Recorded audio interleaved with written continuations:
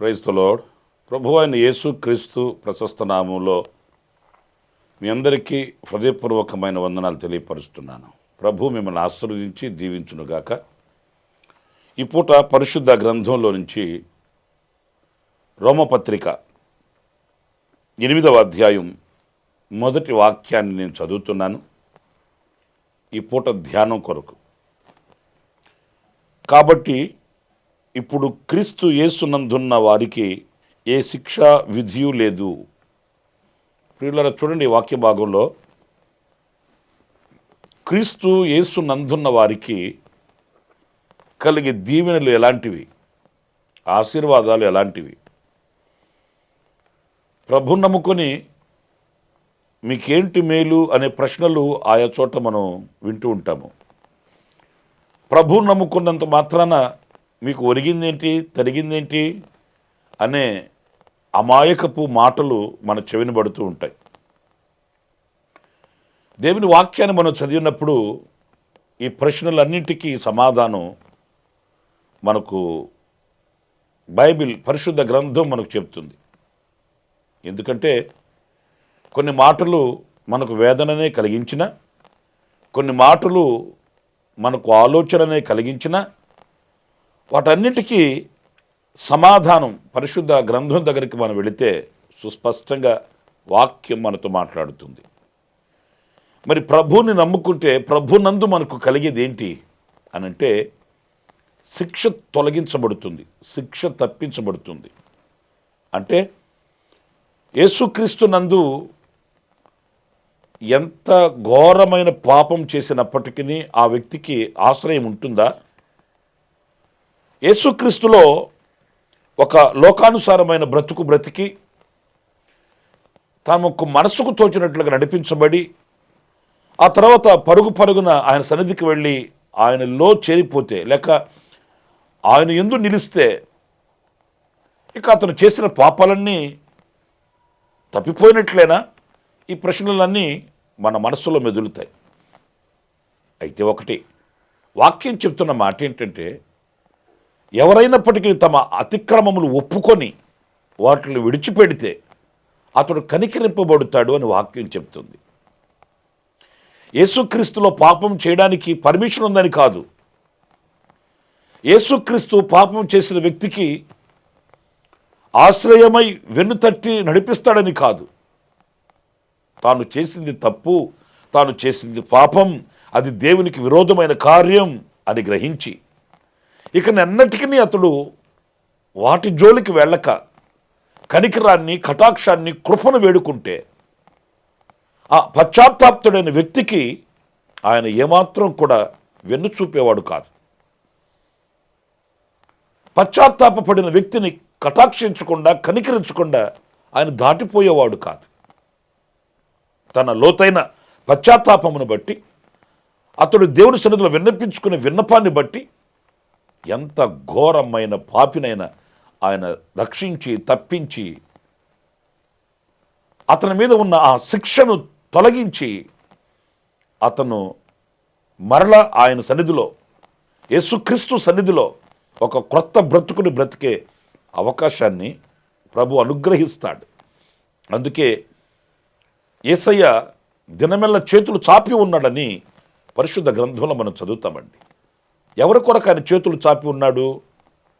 మంచి వాళ్ళ కొరకు, ఆయనను ప్రేమించే వారి కొరకు, ఆయనను ఆహ్వానించే వారి కొరకు కాదు, లోబడనొల్లని ప్రజల వైపు. ఎందుకు లోబడనొల్లని ప్రజల వైపు ఆయన చేతులు చాపి ఉన్నాడు అంటే, ఆయనను గుర్తించి పవిత్రతను ఆశించి ఎవరైనా ఆయన దగ్గరకు పరిగెత్తుకొని వచ్చి తాను చేసిన అవిధేయతల నిమిత్తమై, పాపము నిమిత్తమై పశ్చాత్తాపడితే వారికి ఆశ్రయమై రక్షణ చూపిస్తాడు, రక్షకుడై ఉంటాడు. అంతేకాదు శిక్ష తప్పిస్తాడు, తొలగిస్తాడు. నా ప్రియమైన సహోదరులారా, ఆశ్రయుడైన యేసుక్రీస్తు ఎంత ఉన్నతమైన భవిష్యత్తుని మనకు ప్రసాదిస్తాడు. ఉన్న ఆ శిక్షను తప్పించి ఎలా ఒక నూతనమైన బ్రతుకును ప్రసాదిస్తాడు అనేది గుర్తించిన వ్యక్తి ఆయనతో స్నేహించకుండా, ఆయనతో జీవించకుండా ఉండలేడండి. అది దేవుడు మనకు అనుగ్రహించిన గొప్ప భాగ్యం అని చెప్పుకోవాలి.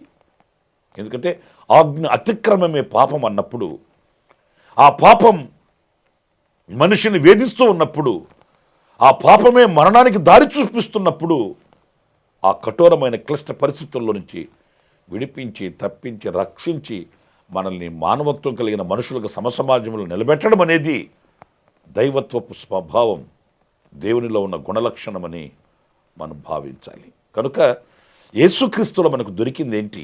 ఆయన యందు మనకున్న ఆశీర్వాదం ఏంటంటే మన శిక్ష తప్పింది. యేసుక్రీస్తుల్లో మనకు ఆ శిక్ష పటాపంచలు అవుతుంది. మనం స్వతంత్రులుగా మార్చబడగలుగుతాము అనేది మనం నేర్చుకోవలసిన విషయం. ఇంకా ఎవరైనా మీ పాపము నిమిత్తమై పశ్చాత్తాపడి ఈ రక్షణ భాగ్యాన్ని మీరు పొందుకోలేని భాగ్యులుగా ఉంటే ఇది అనుకూలమైన సమయం. ప్రభు ఇదిగో మిమ్మల్ని ఆహ్వానిస్తున్నటువంటి శుభ గడియలు ఇవి. మీ గత జీవితాన్ని విడిచి ప్రభునకు విరోధమైన పాపభూయిష్టమైన కార్యక్రమాల నుంచి విడిపించబడి, తప్పించబడి, నేను పాపిని ప్రభు క్షమించమని క్షమభిక్షను వేడి ప్రభు సన్నిధికి వస్తే ఆయన నీ మీద ఉన్న శిక్ష, ఇప్పటికే నువ్వు భరిస్తున్న భారం, నువ్వు మోస్తున్నటువంటి ఆ భారమైనటువంటి అనుభవాల్ని ఆయన తొలగించి, శిక్షను తప్పించి నీకు ఒక కొత్త బ్రతుకుని ప్రసాదిస్తాడు. ఇంకొక విషయం కూడా నేను మీకు జ్ఞాపకం చేస్తాను. పరిశుద్ధుడైన పౌలు తిమోతికి పత్రిక రాస్తూ, ఆ పత్రికలో ఆయన రాసిన చక్కటి మాటని నేను మీకు జ్ఞాపకం చేస్తాను. తిమోతికి పరిశుద్ధుడైన పౌలు రాసిన 2వ పత్రిక 2వ అధ్యాయం 1వ వాక్యాన్ని నేను చదువుతున్నాను. నా కుమారుడా, క్రీస్తు యేసు నందున్న కృపచేత బలవంతుడవు కమ్ము. ప్రియులారా చూడండి, క్రీస్తు యేసు నందున్న కృప. రెండవది ఆయన యందు మనకు దొరికేది ఏంటంటే కృప. మొదట శిక్ష తొలగుతుంది, 2 కృప కలుగుతుంది. ఆ దేవుని కృపయందు మనము బలవంతులము కాగలుగుతాము. చూడండి, గొప్ప దైవజనుడు పరిశుద్ధుడైన పౌలు ఆయన దగ్గర పరిచర్య నేర్చుకుంటున్న తన కుమారుడు లాంటి అనుభవం కలిగిన తిమోతికి ఈ మాటలు రాస్తున్నాడు. నీవు క్రీస్తు యేసు నందున్న ఆ కృపచేత నీవు బలవంతుడు కావాలి, బలాన్ని పొందుకోవాలి. అంటే మనకు కావలసిన ఆ శక్తి, ఆ బలం క్రీస్తు యేసు నందు ఆయన కృపచేత మనకు దొరుకుతుంది. నిజమే. ఈరోజు మనం బలవంతులు కావాలంటే ఏంటి నేను చెప్పేది? శరీర బలమే కాదండి, జ్ఞాన బలం, బుద్ధి బలం, క్షేమకరమైన బలం, ఇవన్నీ మనం పరిశీలించవలసి వస్తుంది. బలము అనంటే శరీర సంబంధంగా శరీరానికి మాత్రమే కాదు, మనకు బుద్ధి బలం కావాలి, జ్ఞాన బలం కావాలి, సంపద బలం కావాలి. ఇవన్నీ కృపచేత మనం పొందుకోవాలంట. ప్రభువుని అడిగితే, ఆయన సన్నిధికి వెళితే, ఆయన దగ్గర ప్రార్థిస్తే ఈ కృపయందు మనకు అనుగ్రహింపబడతాయి. ఈ కృపయందు మనం ఏది అడిగినప్పటికీ ఆయన దయచేయవాడు గనుక ప్రభునందు మనకు కృప కలుగుతుంది. ఆ కృపచేత మనం అన్నింటిలో విజయాన్ని చూడగలుగుతాం, రాణించగలుగుతాం, బలాన్ని పొందుకోగలుగుతాము. ప్రతిదినం మనం కృప పొందుకొని, ప్రతిదినం కృపను వేడుకొని, ప్రతిదినం కృపను ఆశించి, ప్రభు సన్నిధిలో ప్రార్థించి, ఏ విషయంలోనైనా మనం ఒక గొప్ప ఉన్నత స్థానానికి మనం వెళ్ళగలమండి. ఆయన ఎంతో కృప సమృద్ధిగా దొరుకుతుంది. ప్రభువా, నేను బలహీనుడను, నేను శక్తిహీనుడను, నేను జ్ఞానహీనుడను, నేను బుద్ధిహీనుడను, నాకు నువ్వు కృపనిచ్చి నన్ను బలవంతుడిగా మార్చమని ప్రభుని అడిగితే, సొలొమోను ప్రభు సన్నిధిలో ప్రార్థించినప్పుడు ప్రభు అనుగ్రహించాడు. నాకు బుద్ధి చాలదు, జ్ఞానం చాలదు, ఇంత గొప్పదైన నీ జనమునకు న్యాయము తీర్చుటకు అది నాకు కష్టతరమైనది, నాకు వివేకము దయచేయమని ప్రభువుని అడిగినప్పుడు ప్రభు అనుగ్రహించాడు. అంతకుముందు దినములలో కానీ ఆ తరువాత దినములలో కానీ సొలొమోను వంటి రాజు లేడు. అంత జ్ఞానాన్ని, అంత బలాన్ని దేవుడు అనుగ్రహించాడు. దావీదు ప్రార్థన చేశాడు, నాకు బలము కావాలి, ఈ యెబూసీయులు నివసించే ఈ పర్వతం మీదకి నేను ఎక్కుతాను, ఎక్కలేనంత ఎత్తైన కొండ మీదకి నన్ను ఎక్కించు అని ప్రార్థించాడు. దేవుడు ఎక్కగలిగిన బలమునిచ్చాడు, జయించగలిగిన శక్తినిచ్చాడు, ఆ పనిని సంపూర్తి చేయవలసిన వివేకమునిచ్చాడు, ఆ ఉన్నత సామర్థ్యతను దేవుడు అనుగ్రహించాడు. మన శక్తి మీద మనం ఏదో ఎక్కిపోవాలనుకుంటాం, మన శక్తి చేత మనం ఏదో ఉన్నతంగా ఉండిపోవాలనుకుంటాం, మన బలము చేత మనం ఏదో రాణించాలి, సాహసించాలనుకుంటాం. మన శక్తి ఏ పాటిది, మన బలం ఏ పాటిది? దైవశక్తి మనకు కావాలి, దైవ బలం మనకు కావాలి, దైవ వివేచన మనకు కావాలి. ఎలా కలుగుతుంది అంటే ప్రభు నందు కృపచేత మనకు కలుగుతుంది. మన ప్రభు పేరే కృపామయుడు, కృపా సత్య సంపూర్ణుడు, కృపానిధి.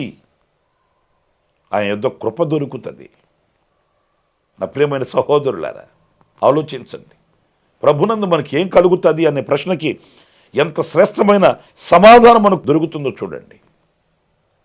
గనుక ఈ రోజున ప్రభునందున్న కృపను పొందుకొని, ఆ కృపను వేడుకొని, ఆ కృప చేత బలవంతుడు అవుతున్నావా? ఇంకా నీ బలహీనతలలో ఉన్నావా? ఇంకా నీ శక్తిహీనతలలో ఉన్నావా? ఇంకా ఓటమిలో నలిగిపోతున్నావా? ఆలోచించు. ఇదొక చక్కటి అవకాశం. నీవు కృపను పొందుకొని ఆ కృప చేత నీవు అన్ని విషయాల్లో ఒక గొప్ప జయాన్ని పొందవచ్చు. ఇంకొక మాట, పరిశుద్ధుడైన పౌలు ఫిలిప్పీ సంఘానికి వ్రాసిన పత్రికలో 4వ అధ్యాయం 4వ వాక్యాన్ని నేను చదువుతున్నాను, జాగ్రత్తగా ఆలకించండి. ఎల్లప్పుడూ ప్రభునందు ఆనందించుడి, మరలా చెప్పుదును ఆనందించుడి. ప్రియ సహోదరులారా, ఈ వాక్యంలో చూడండి, ప్రభువు నందు ఆనందం ఉంది. ఈ రోజున కోట్ల రూపాయలు ఖర్చు పెట్టి ఏదో దూరం అనుకోకుండా, భారం అనుకోకుండా,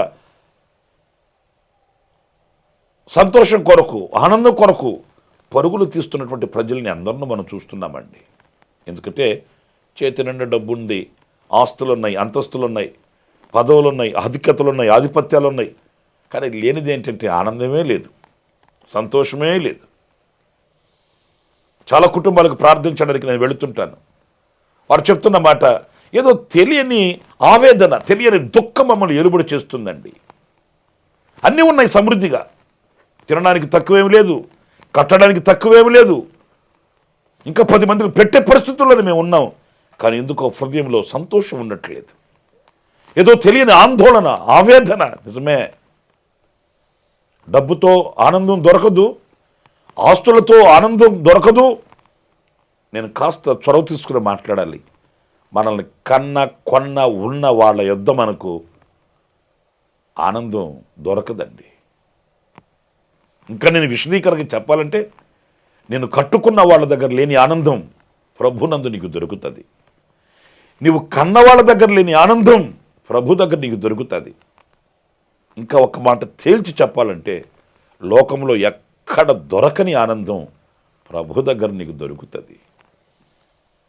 ఆస్తులు అంతస్తులు ఉండొచ్చు, లేకపోవచ్చు, కానీ ప్రభు దగ్గరికి వెళ్ళినప్పుడు, దేవుని వాక్యం వద్దకు నువ్వు వెళ్ళినప్పుడు వేదనతో నింపబడిన నీ హృదయం ఉల్లసిస్తుంది.